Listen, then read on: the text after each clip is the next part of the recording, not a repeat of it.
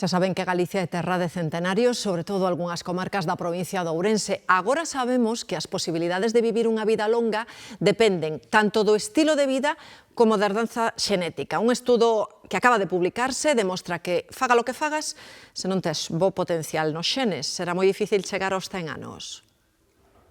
Con 103 anos, a ourensa Laura Fernández non perdoa a hora de bici e o rosario todas as mañás. Xa é tataraboa. Eu nací no 1922. E que tal se atopa? Moi ben. Somos dúas irmás que pasamos dos 100 anos. Está de maravilla. E yo creo que eso que es genética.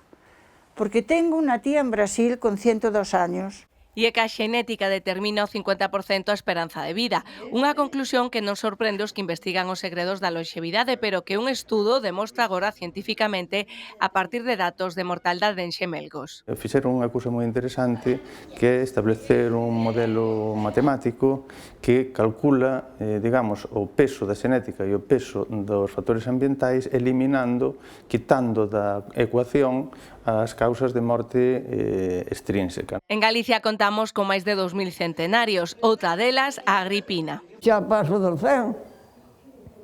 Xa pasa dos 100? Claro.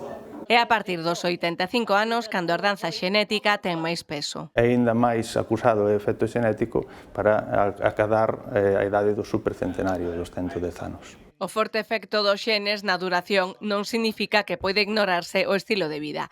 A alimentación hipocal